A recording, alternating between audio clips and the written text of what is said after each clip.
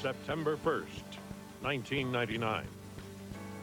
What is not covered in the arson report is the presence of the government's own pyrotechnic devices at the points of origin of the fire. This flashbang device, for example, was found in the rubble of the dining room. A new film, new revelations that the FBI withheld key information about the storming of the Branch Davidian compound in Waco. What else don't we know about, knowing that these officials have been lying to us for 6 years? Late today at FBI headquarters, federal marshals seized new evidence in the case.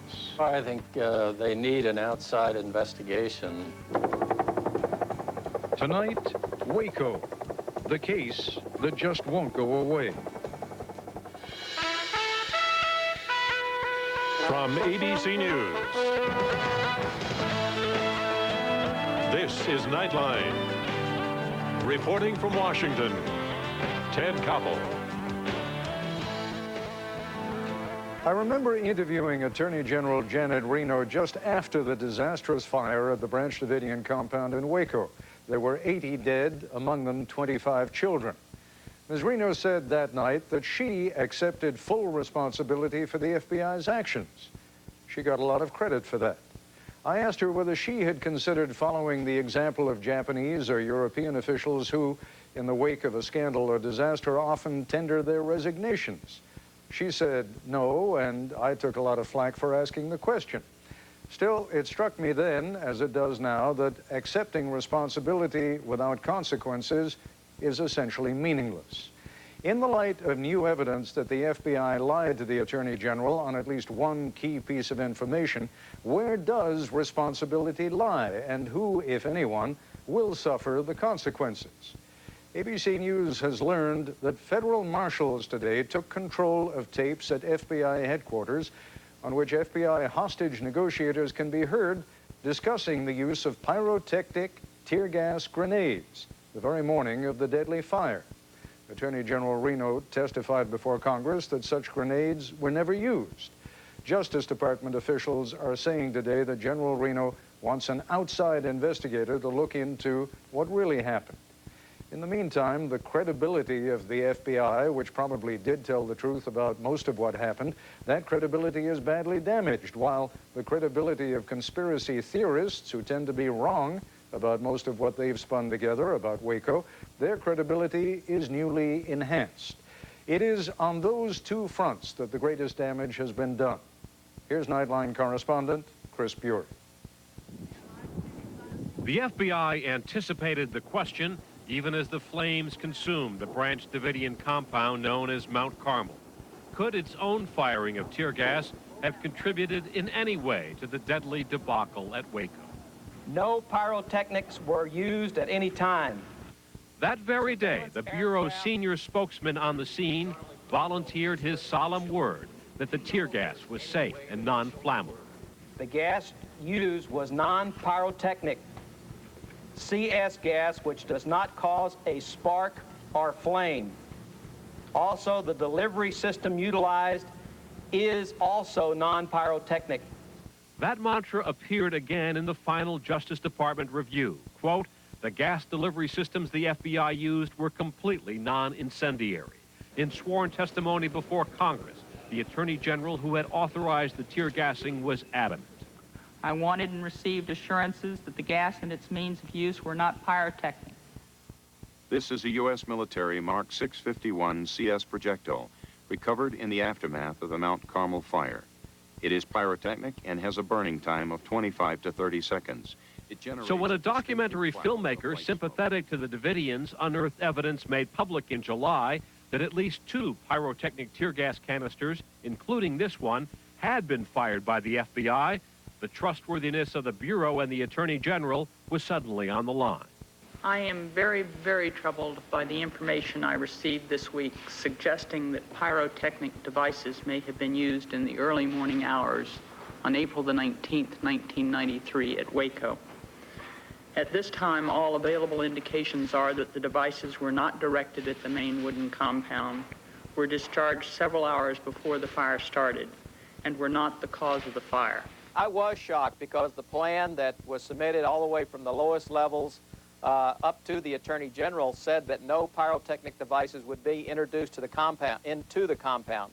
We were very much concerned that a fire might be started by the FBI if a pyrotechnic device. A law enforcement source says FBI Director Louis Freeh was, quote, off the charts angry when the two audio tapes were found earlier this week at the hostage rescue team headquarters in Quantico, Virginia. But senior officials at the Justice Department are also furious that the FBI did not tell them about the tapes until this afternoon. This is Chris Bury for Nightline in Washington. In a moment, the FBI's chief hostage negotiator at Waco and an attorney who was told by the FBI that no audio recordings existed of radio traffic that fateful day in 1993. This is ABC News Nightline, brought to you by Lexus. Joining us now live from Austin, Texas, Byron Sage, the retired FBI hostage negotiator who issued the final warning to the Branch Davidians that CS gas would be fired into their compound. And joining us live from Tucson, Arizona, attorney David Hardy, who sued the FBI and the ATF for evidence in the Waco case. And what were you told when you, did you make a specific request for any audio tapes or any sound recordings? Oh, yes. We made a request for audio tapes made on April 19th, and the FBI, an agent, head of their litigation unit, filed a sworn statement in front of Judge Marquez here, which reads, and I quote, on July 1997, another agent contacted special agent in charge of the FBI's hostage rescue team and was advised that, to his knowledge, no such audio recordings were made on April 19th. Now, you know, you're an attorney. You know that when somebody says to his knowledge, that's one of those weasel phrases that mean it could be, but I don't know about it. Yeah. Well, they also go... Did you ever pursue it any further? No, that was as far as we got, but they also in the same affidavit say they searched 27 files of materials and found no records of it, and that they contacted a special agent assigned to the tactical operations and another one assigned to tactical operations, and they indicated that no such recordings were made. Mr. Sage, you were there during the entire, well, during 51 days. You were there on April 19th? Yes, sir. Do you know who those two hostage, I mean, you were a hostage negotiator, right? You were in charge of the hostage negotiations. I was one of many, yes, sir. Do you know who the two hostage negotiators are whose voices have now been found on that infrared tape? It's my understanding that they were actually members of the hostage negotiation, the hostage rescue team, HRT. They were not negotiators on the tape. And to whom would they have been reporting? The audio tape in question was recorded by an aircraft that was orbiting above the crisis site and taking the FLIR tape. The difference with this tape is it also has an audio tape as part of it. They were talking amongst the tactical units that were out there attempting to coordinate movement. Who would have been able to hear them? I was not in that loop. The negotiation aspect was not, but this tactical net, as it's referred to, would have been monitored at the command post, would have been monitored, I would believe, all the way up to and possibly the Washington, D.C. area. So theoretically, there were people here at FBI headquarters in Washington listening to that tape on which two agents are talking about the use of pyrotechnic grenades. I'm not absolutely certain of the extent of the upleak, but I can tell you that the audio tapes were obviously recorded to memorialize them for accuracy and so forth, and they would have been uplinked into the on-site command structure at Waco. And most of this information, because of the magnitude of the undertaking, the tear gas operation, would have been, if not live to FBI headquarters, would have been relayed in near real time. Now, given the number of questions that were raised about this particular issue, beginning with the press conference that took place that same day, the following morning, going on to the congressional investigation, wouldn't you think that somebody at FBI headquarters would have found these tapes? Clearly, yes. And I think that it's an embarrassment that they were not brought forward until this particular time. As I understand it, the the contents of the box that these tapes were located in had been reviewed several times, both internally by the FBI and by Department of Justice in preparation for the criminal prosecution in San Antonio in February of 1994. The actual review, as I understand it, was done in approximately November or December. Now, you've just heard Mr. Hardy say that he filed a Freedom of Information Act request for any tapes that might exist, and was told that no tapes existed. Now, as I noted, the agent who gave the response said, to the best of his knowledge. Right. When a FOIA request like that comes in, do you know from personal experience how much of an effort the FBI makes to see whether indeed such tapes exist? Extensive, and I can say that as a matter of fact because I've been involved in a number of them. As far as trying to fully identify each and every piece of information that can and should be produced. It should have been exhausted, it should have been extensive, and it should have been complete. This, again, is yet another difficult situation to try to explain, and there is no excuse for it. If the Bureau is going to end up, if the FBI is going to end up taking a hit, if you will, as far as credibility and so forth, then that should be the case. But what needs to be recognized is that as these items were identified, they were immediately brought forward and provided. They were not tried to, there was no effort to suppress them. There was no effort to paint it anywhere other than the way it actually is. Well, let me take mild issue with that, but I'll do that after a break. We're going to take a short break, and we'll be back with our guests in a moment. And we're back live once again with former FBI negotiator Byron Sage and with attorney David Hardy. Mr. Hardy, you told me that you had filed a Freedom of Information Act request for any tapes that the FBI might have, and you said at the beginning of this program they told you they didn't have any. But apparently there did come a time when you were given some tapes. What were they? Well, yes, they said they had no audio tapes, but I believe Byron just said something to the effect that the audio is on the soundtrack of the infrared tape. Well, they did allow, they had the infrared tapes, and they produced those for me and stated under oath in this affidavit that they were first-generation unedited copies. The copies they produced for me have no soundtrack. Somebody, in fact, edited those tapes before they released them. Mr. Sage, do you have any explanation for that? What I can tell you is that to the best of my knowledge, and that isn't meant as an escape clause or anything else, that the FLIR tape that has been produced here was the initial tape that was produced during the early stages of the raid, from approximately 6 in the morning until approximately 8 o'clock during the initial phases of the tear gas operation. If subsequent tapes did not have the audio track, I can't speak to that authoritatively. No, but I mean, apparently these are the tapes that were today handed over from the FBI to federal marshals, which do have audio on. That's correct. That's correct. Are we not here, Mr. Hardy, talking about the same tapes? Yes, and apparently it was edited out, but I believe Mr. Sage just said he handed over the tapes beginning at 6 a.m. We have a third case of perjury here in Tucson because the same FBI agent swore to the court that the earliest FLIR videotape recorded April 19th occurred at approximately 10:42 a.m. They swore they have nothing before 10:42 a.m. in this affidavit. We've just been told that it goes back to 6 a.m.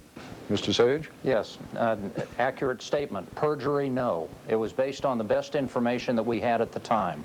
The first I heard about this tape that was initiated at 6 o'clock was this afternoon or this evening, frankly, when I called back to FBI headquarters to get the best information possible to present in an honest and candid fashion.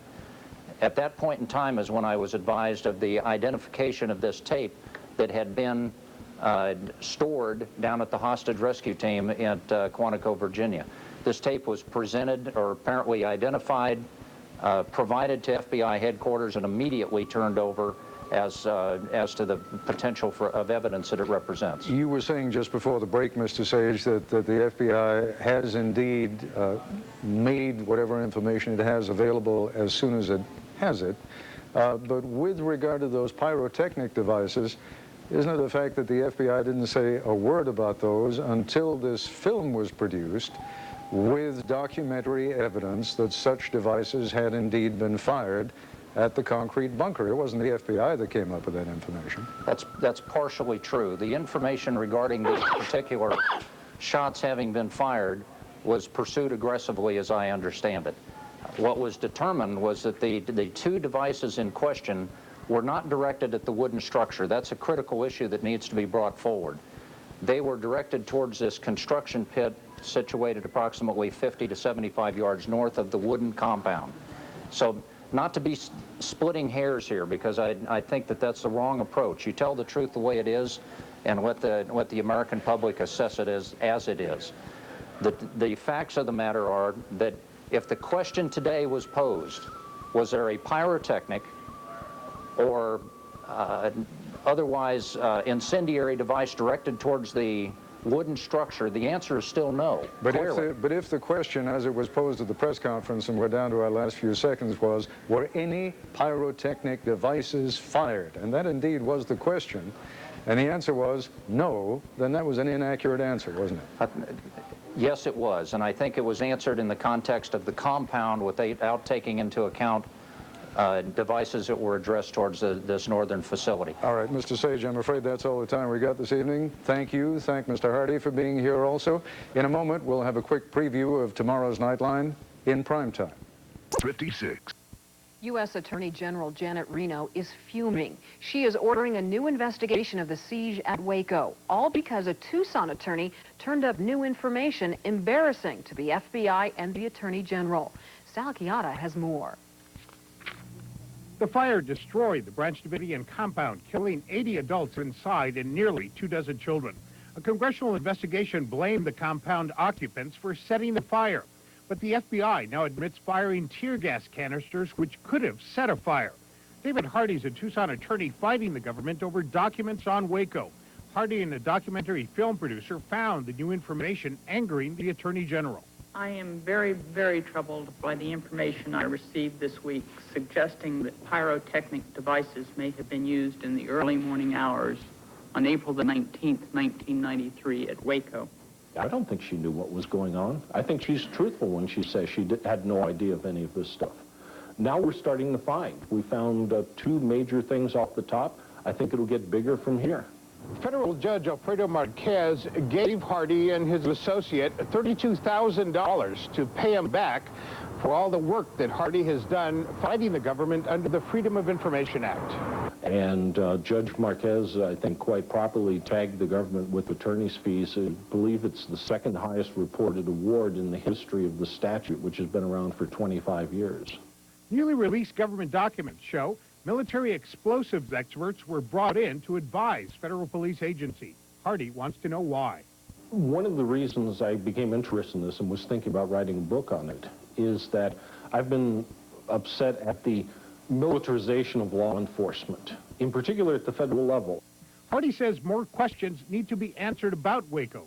He believes federal agents still have a room full of evidence about Waco that has not been released. Sal Chiata, KGUN 9 News.